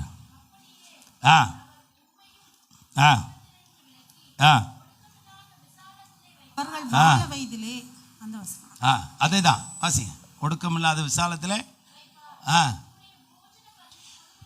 உம்முடைய போஜன பந்தி கொழுமையான பதார்த்தங்களால் நிரம்பி இருக்கிறது. நம்முடைய புசிப்பு குடிப்புல ஒரு இளைப்பாறுதல் இருக்குதுங்க. நம்முடைய புசிப்பு குடிப்புல என்ன இருக்கு? அதனாலதான் ஆண்டு சொன்னால் புசிப்பு குடித்து கவலைப்படாதிருங்கள், வஸ்திரம் உடுத்துவதை பத்தி என்ன செய்யாதிருங்க, அது உங்கள் பரமபிதா அறிந்திருக்கிறா. நீங்க என்ன சாப்பிடு, புசிப்பு குடிப்புல ஒரு இளைப்பாறுதல் கண்டிப்பா இருக்குது தேவனுடைய பிள்ளை. யோபுக்கு சொல்றா, உம்முடைய போஜன பந்தி கொழுமையான பதார்த்தங்களால் நிரம்பி இருக்கும். தினம் கஞ்சி குடிச்சுக்கிட்டு இருந்தா என்ன ஆயிரும்? இளைப்பாறுதலே. எல்லா வெரைட்டிஸையும் மாற்றி மாற்றி மாற்றி மாற்றி சாப்பிடும் போதில் என்ன இருக்குது? ஒரு நாள் ஆட்டுக்கறி சாப்பிடுங்க, எப்படி இருக்கும்? சமையல் பண்ணுற விதமே வேறமாக இருக்கும். ஆமென். ஒரு கோழிக்கறி, ஒரு மாட்டுக்கறி எடுத்து நீங்கள் சமையல் பண்ணால் சண்டேனாலே ஸ்பெஷல். ஏன்? காலையிலே போய் ஆட்டுக்கறியில் நின்று ஒரு 1/4 கிலோ 1/2 கிலோ வாங்கிட்டு வந்து சமைச்சா அவன் சந்தோஷமாக சாப்பிட்டு மத்தியானம் தூங்கிடுவான். என்னையா சாப்பாட்டில் என்னையா இருக்கு? அது தொண்டைக்கு கீழே போனா நரகள் தானே, ஆனா அதுல இளைப்பாறுதல் இருக்குது. அந்த புசிப்பு குடிப்புல இளைப்பாறுதல் இருக்கு. அதனாலதான் ஆண்டவர் சொன்னார், உங்களுக்கு தேவை என்பதை பிதா அறிந்திருக்கிறார். அதனால புசிப்பை குடிப்பை பற்றி நீங்கள் என்ன செய்யாதீர்கள். காகங்களை போஷிக்கிறவர், கூப்பிடுகிற காகங்களுக்கு ஆகாரம் கொடுக்கிறவர், கடலிலே திமிங்கலத்துக்கு ஆகாரம் கொடுக்கிறவர் கர்த்தர், உலகத்தில் இருக்கிற எல்லா ஜந்துகளுக்கும் ஆகாரம் கொடுக்கிறவர் கர்த்தர். ஒரு சிங்கத்துக்கு ஆகாரம் இல்லைன்னா அது வெறித்தனமா இருக்கும். அதே சிங்கம் ஆகாரம் சாப்பிட்டு படுத்திருந்தா நீங்க பக்கத்துல போனா கூட என்ன செய்யாது, ஒண்ணும் செய்யாது. ஏன்னா அது இளைப்பாறுதலா இருக்கு, புசித்து குடித்து. நீ அதுக்கு தேவையில்லை. அதனாலதான் ஆண்டு சொன்னார், பசியா இருக்கிறவனுக்கு கசப்பானது எப்படி இருக்கும்? தித்திப்பா இருக்கும். புசித்து திருப்தியா இருக்கிறவனுக்கு தித்திப்பா இருக்கிறது எப்படி இருக்குமா? கசப்பா இருக்குமா? ஏன்? பைபிள்ல தான் எழுதி இருக்கு, புசிக்கிற ஆகாரத்துல இளைப்பாறுதல் இருக்கிறது. இதெல்லாம் நீங்க அறிந்து வாழ்ந்தீங்கன்னா உங்க இளைப்பாறுதலை சாத்தான் திருடவே முடியாது. ஆனா இன்னைக்கு சாத்தான் அந்த ஆகாரத்தின் வகையெல்லாம் சீர் இல்லாம குலைத்து போட்டிருக்கிறான். எங்கேயாவது ஹோட்டல்ல சாப்பிடுங்க, எங்கேயாவது சாப்பிடுங்க. வீட்டுக்குள்ள ஆகாரத்தை ரெடி பண்ணி சாப்பிட்டு பழகுங்க. பொருளாதாரத்தை வீட்டுக்குள்ள வச்சு பாருங்க. குடும்ப உறவை பாதுகாத்து பாருங்க. தேவனோடு இருக்கிற உறவை பாதுகாத்து பாருங்க. அந்த இளைப்பாறுதல் தேட வேண்டாம், அது உங்க வீட்டுக்குள்ள இருந்து போகாது. அதனாலதான் காந்தியை சொன்னார், கந்தையானாலும் கசைக்கு கெட்டு கூழானாலும் அந்த ஆகாரத்துக்கு மதிப்பு கொடு. ஏன்னா அதுக்குள்ள ஒரு இளைப்பாறுதலை உன் தேவன் வச்சிருக்கிறார். வானத்திலிருந்து மன்னா பொழியுது, அதுக்குள்ள ஒரு இளைப்பாறுதல் இருக்கிறது. என்னை புசிக்கிறவன் மரிப்பதில்லை என்று சொன்னார். அந்த ஆகாரமாகிய இயேசு கிறிஸ்துவுக்குள்ள ஒரு இளைப்பாறுதல் இருக்கிறது. அதனால ஒவ்வொரு நாளும் காலையில என்ன சமைக்கணும், மதியானம் என்ன சமைக்கணும், நைட் என்ன சமைக்கணும்னு திட்டமிட்டு செயல்படுங்க. காலையில் எழும்பி 9 மணிக்கு இன்னைக்கு என்ன சமைக்கணும்னா புருஷன் 2 இழி இழுப்பான். அவன் குழந்தை சொல்லி, ஏமா மணி 9 ஆச்சு இன்னும் சமைக்கலையா? அவன் சொன்ன என்ன சமைக்கலன்னு தெரியல. அப்ப நீ இருந்தே பிரயோஜனம் இல்லை. சரி, நீங்க நேற்றே இரவே சொல்லுங்க, நாளைக்கு காலையில் என்ன டிஃபன், மத்தியானம் என்ன சாப்பாடு, நைட் நீங்க பிளான் பண்ணி சமைச்சீங்கன்னா அந்த உணவு சமைக்கிற நேரமும் இளைப்பாறுதலா இருக்கும், சாப்பிடுற நேரமும் நீங்க தூங்குற நேரமும். ஆகாரத்துக்குள்ள இளைப்பாறுதலை வைத்துதான் தேவன் நம்மளை வாழ வைத்திருக்கிறார். இயேசு மாத்திரம் போதுன்ட்டு விட்டுறாதீங்க. இயேசுவும் வேணும், குடும்பமும் வேணும், பொருளாதாரமும் வேணும், ஆகாரமும் வேணும். நான் எப்பவுமே நிதானமா போதிக்கிறேன், ஒரு பக்கமா நான் போதிக்கல. இயேசுவை முக்கியப்படுத்துறேன் இல்லைன்னு சொல்லல, அவ தந்ததையும் முக்கியப்படுத்துகிறேன், பிதாவையும் முக்கியப்படுத்துகிறேன், பிதா தந்த இயேசுவையும் முக்கியப்படுத்துகிறேன், அவர் தந்த ஆவியானவரையும் முக்கியப்படுத்துகிறேன். அவரும் நமக்கு தேவை, அவர் கொடுத்த குடும்பமும் நமக்கு தேவை, அவர் கொடுத்த பொருளாதாரமும் நமக்கு தேவை, அவர் கொடுத்த புசிப்பும் குடிப்பும் நமக்கு தேவை. இதெல்லாம் இல்லாம உங்களால இளைப்பாறுதலா வாழ முடியாது. என் ஒன்னே சொல்லி முடிக்கிறேன், வாசிப்போம். சங்கீதம் 27:13.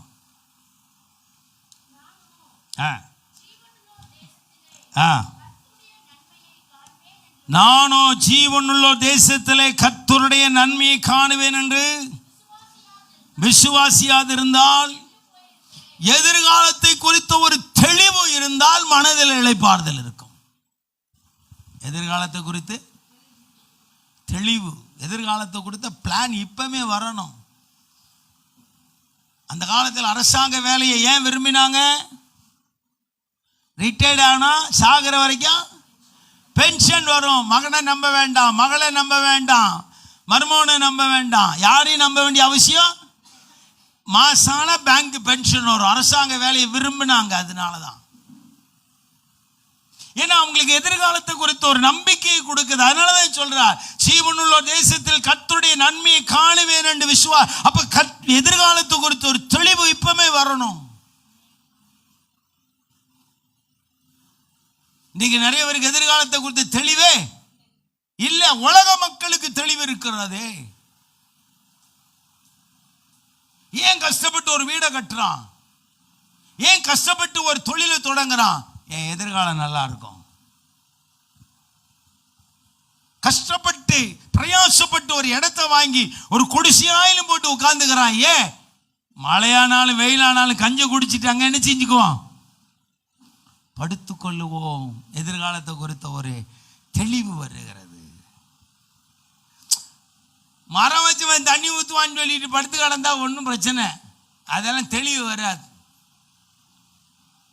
ஆண்டவற்றை எதிர்காலத்தை கொடுத்த ஒரு நம்பிக்கையும் ஒரு விசுவாசமும் ஒரு எதிர்பார்ப்பும் எப்பொழுது இருந்து கொண்டே இருக்க வேண்டும். அதனாலதான் சங்கீதக்காரன் சொல்றான், என்னை முதிர் வயதிலும் கைவிடாதீரும். எதிர்காலத்தை குறித்து தெளிவா இருக்கான். எனக்கு பலவீனம் வரும் பொழுது என்னை கைவிடாதீரும். எதிர்காலத்தை குறித்து தெளிவா இருக்கான். எத்தனை பேர் எதிர்காலத்துக்காக ஜெபம் பண்றீங்க? இப்ப நடக்கிற வேலையே முடிஞ்சா போதுன்னு நினைக்காதீங்க. எதிர்காலத்தை குறித்து இப்பவுமே ஒரு அதிக ஜெபம் தேவைப்படுகிறது. நான் இன்னைக்கு 40 வயசுல இருக்கிற பலன் 45 வயசுல வராது. 45 வயசுல இருக்கிற பலன் 60 வயசுல வராது.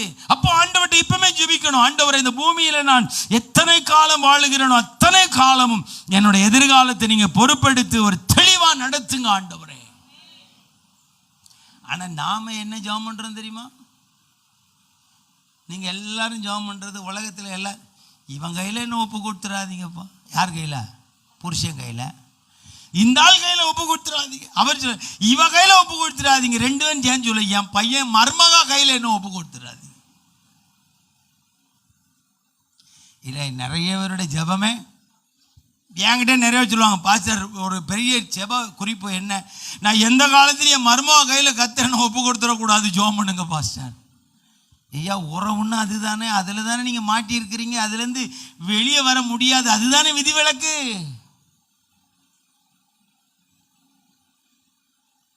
ஆமே. அதனால தயவு செய்து சொல்றேன், தேவனோடு இருக்கிற உறவை விட்டுறாதீங்க, குடும்பத்தோடு இருக்கிற உறவை விட்டுறாதீங்க, பொருளாதாரத்தை நிர்விசாரமாக ஹேண்டில் பண்ணாதீங்க. 3வது புசிப்பையும் குடிப்பையும் விட்டுறாதீங்க. 4வது 5வது என்னது? உங்களுடைய பெண் பிள்ளைங்கள் எல்லாம் எதிர்காலத்துக்காக ரொம்ப ஜெபிக்க வேண்டும். நல்ல கணவன் கிடைக்கணும், நல்ல மனைவி கிடைக்கணும். புருஷர்கள் தங்களுடைய உழைப்பின் நாட்களிலே எதிர்காலத்தை குறித்த மனது கொஞ்சம் இருக்கணும். கொஞ்சமாயிலும் உங்களுடைய எதிர்காலத்தை குறித்த தெளிவு இருக்கணும். இல்லைன்னு வச்சுங்களேன், கைவிடப்பட்டு விடுவோம். ஏன் அந்த எதிர்காலத்தை குறித்த தெளிவு வேணும்னா, அந்த 5 ஸ்திரீகள் தன்னுடைய எதிர்காலத்தை குறித்த தெளிவே உங்களுக்கு இல்லை. கொஞ்சம் என்ன எடுத்துட்டு போயிருக்கலாமே, தெளிவு இல்லை. அவர் வருவார், பார்த்துக்கலாம். எவரு? அது 60 வயசு வந்தா பார்த்துக்கலாம். இப்ப நடத்தினவர் அப்பவும் அவர் தான் கொடுக்கிறார். 70 வயசுல உனக்கு தேவைப்படும்னா 50 வயசுலயே 200 ரூபா கொடுக்கிறாரு. 100 ரூபா கேட்டா 200 ரூபா கொடுக்கிறாரு. 100 ரூபா எதுக்கு? எதிர்காலத்துக்கு வையின்னு தான் 100 ரூபா எக்ஸ்ட்ரா கொடுக்கிறார். நீ அந்த 100 ரூபாய்க்கு பரோட்டாவும் 100 ரூபாய்க்கு ஃப்ரைட் ரைஸ் ரெண்டையும் ஒரே நேரத்தில் 200 ரூபாய்க்கு காலி பண்ணிட்டு கத்தர் பார்த்துக்குவார்னு அவர் பார்க்க மாட்டார். அவர் அப்படி பார்க்கிற தேவன், அவர் ஒழுங்குங்கிறவுமான தேவன். கிடைக்கும் போதெல்லாம் நீங்க மனம் போல செலவு பண்ணிட்டு எதிர்காலத்தை குறித்த திட்டம் தெளிவு எதுவுமே இல்லாம இருந்தால் நம்பிக்கை இருக்காது, விசுவாசம் இருக்காது, பலன் இருக்காது. நாளைக்கு இன்னொருவருடைய கையை நாம் எதிர்பார்க்க வேண்டிய கட்டாயம் வந்துவிடும். ஆமென். அவங்க இளைப்பாறுதல் எங்க இருக்குன்னு தெரிஞ்சுக்கிட்டீங்களா? எங்க இருக்கு? தேவனுடைய உறவுல. 2வது குடும்ப உறவுல. 3வது 4வது புசிப்பு குடிப்புல. 5வது எதிர்காலத்தை குறித்த ஒரு தெளிவு. முழங்கால் போடுவோமா? ஆண்டவரை சொல்லுவோமா? இந்த 5 விதத்தில் இருக்கிற இளைப்பாறுதலை எத்தனை பேர் அனுபவிக்கிறீங்க? எத்தனை பேர் இது கண்ணை துறங்களேன்? இந்த 5 வித இளைப்பாறுதலை நான் அனுபவிக்கிறேன்னு சொல்றவங்க எத்தனை பேர் இருக்கிறீங்க? உண்மையை சொல்லுங்க. இந்த 5 விதமான இளைப்பாறுதல் என்கிட்ட இருக்கு பாஸ்டர். கர்த்தருடைய இளைப்பாறுதல் என்கிட்ட இருக்கு, குடும்ப இளைப்பாறுதல் என்கிட்ட இருக்கு, பொருளாதார இளைப்பாறுதல் இருக்கு, புசிப்பு குடிப்பு இளைப்பாறுதல் இருக்கு, எதிர்காலத்தை கொடுத்த நம்பிக்கையின் இளைப்பாறுதல் இருக்கு. எத்தனை பேர்ட்ட இருக்கு? யார்ட்டையுமே இல்லையா? என்ன வாழ்க்கை வாழ்ந்துகிட்டு இருக்கிறீங்க? அப்ப இயேசு உங்களுக்கு எதுக்கு தான் தேவை? இயேசு உங்களுக்கு எதுக்கு தான் தேவை? பிராங்க்லின் சொன்னார், பாஸ்டர் பிராங்க்லின் சொன்னார்னு வந்துட்டீங்களா? அனுபவிக்கணும் இயேசுவை. கர்த்தர் நல்லவர் என்பதை ருசித்து பார்க்கணும்.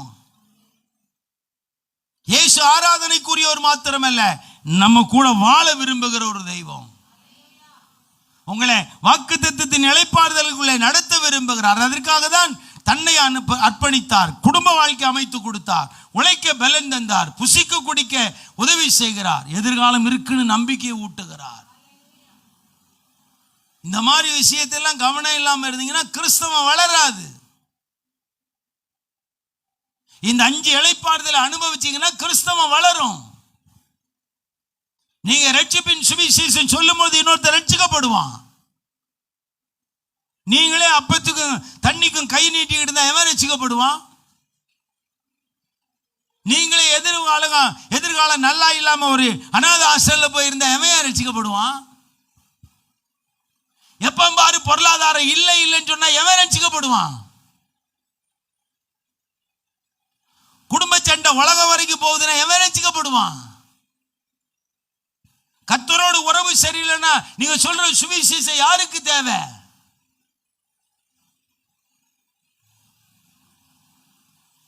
நிறைய பேருடைய குடும்பங்களோட பழகிறதுனால சொல்றேன். 5 விதமான இளைப்பாறுதல் இன்னைக்கு நிறைய பேர் இழந்து போய்கிட்டு இருக்கிறாங்க. ஆண்டவர்கிட்ட முழங்கால் போட்டு சொல்லுவோமா, எனக்கு இந்த 5 இளைப்பாறுதல் எனக்கு வேணும் ஆண்டவரே. நான் உங்களோடு இருக்கிற உறவை சாகர வரைக்கும் விட முடியாது. சாகர வரைக்கும், என் மரண வரைக்கும் உங்களோடு இருக்கிற உறவை என்னால் விட முடியாது. சிங்கம் சாப்பிட்டாலும் சரி, அக்கினி சாப்பிட்டாலும் சரி, எனக்கு சாவுன்னு வர்ற வரைக்கும் என் பிதாவோடும் இயேசுவோடும் பரிசுத்த ஆவியானவரோடும் வேதத்தோடு இருக்கிற உறவை என்னால் விட முடியாது. அந்த உறவுக்குள்ள இளைப்பாறுதல் இருக்கிறது. தேவனோடு இருக்கிற அந்த உறவுகளில் எனக்கு இளைப்பாறுதல் இருக்கிறது. என் மனைவியை விட முடியாது, என் புருஷன் என்னால விட முடியாது. என் மனைவி பலவீனமானவள் தான், என் புருஷன் பலவீனமானவர் தான், ஆனால் அவரை விட முடியாது. ஏனையா? என்னுடைய இளைப்பாறுதல் என் மனைவிக்குள்ள கர்த்தர் வைத்திருக்கிறார்.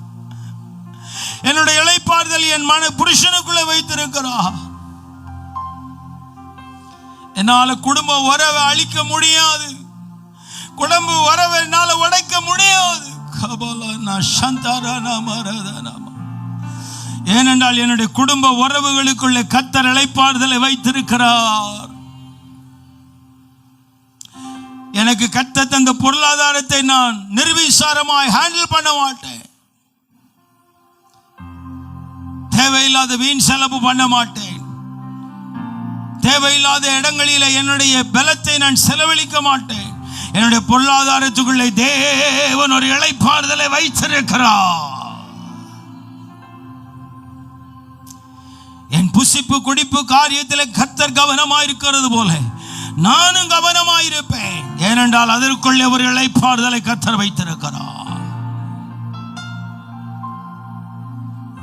என் எதிர்காலத்தை குறித்து நம்பிக்கையற்றவனாயிருக்க மாட்டேன்.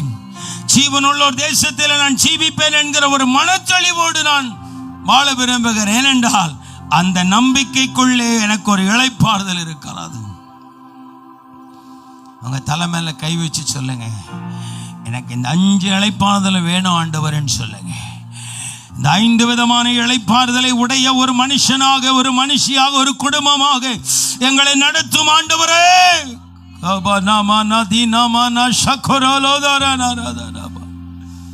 இயேசுவால கிடைக்கிற இளைப்பாறுதல் மாத்திரம் உங்களை வாழ வைக்காது.